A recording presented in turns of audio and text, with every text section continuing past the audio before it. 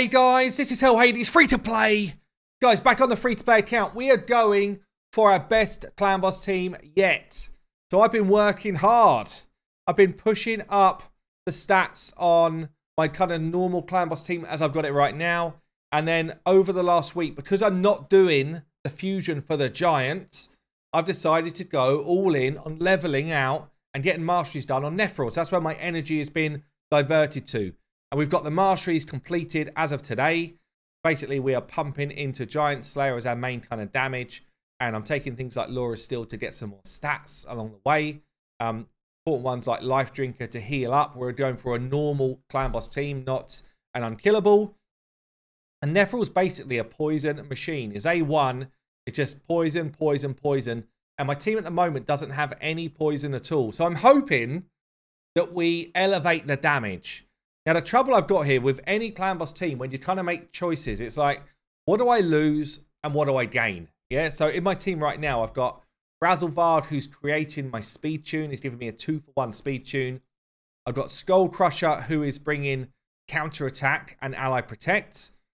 I've then got Stag Knight bringing me Decrease Attack and Defense.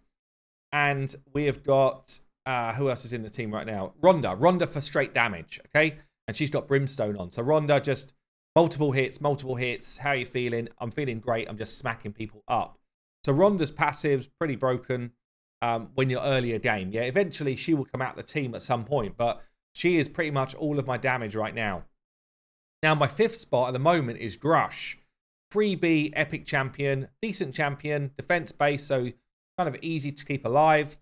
He's bringing a leech, but I've already got a leech from Razzlevarg, so not that important. He brings decreased attack. I've already got decreased attack from Stag Knight, so it's a good backup, but again, not that important. So the only other thing he's really bringing me here are these continuous heals, and he's a decent stun target, because being naturally a defense-based champion, his base defense is high, and he can take a hit. So what we're going to be doing is trying Nephros in that same position. Yeah, basically doing the same job, but he's a poisoner instead of a tank. At the moment, you can see here, I'm doing somewhere between 25 and about 28 million per key, which is a very comfortable 3 key on Ultra Nightmare Clan Boss. This team is not affinity friendly. So if it goes to Spirit Affinity, I get the decreased speed hitting me. That's not very nice. If it goes to Red Affinity, then Razzlevarg potentially is going to start tanking stuns. And again, not very nice. So yeah, so pretty much I need to get my keys away on Void for this to be successful. Now this is the Speedtune that I'm running. So all I've done here is I've subbed Nephros in for Grush. Basically need to be at 215 speed. If you try and copy this Speedtune, which I will link down below, be aware it's not affinity friendly. And also be aware that you need to be trying to hit the true speeds on this list. Yeah. If you just hit the normal speed and you put different champions in, sometimes it will go out of sync. Skull Crusher could be Martyr, could be Valk, and you'll get the same Speedtune happening. If you're not using Skull Crusher, the speeds will be slightly different because the rabbit gets turn meter boost on his A1. So every time he hits with his A1, he boosts a bit of turn meter. So counter attacking means you're going to get more turn meter boosting in. Okay, so just bear. There's a few like caveats to this team, but for a relatively young free to play account, this is a crazy squad. And it's enabled me to do Ultra Nightmare Clan Boss. Let's jump on the optimizer then. Let's grab a Nephros here. And we're going to basically try and put him in similar gear sets to what we did with our Grush. So I'm going to go for a balance mode. I could go damage mode, but honestly, I don't have the gear to go like hard hitting. So we just want to stay alive. We need the 215 speed. I want, because I've got increased accuracy all the time, I don't need 230 to 250 accuracy. I can get by with about 175.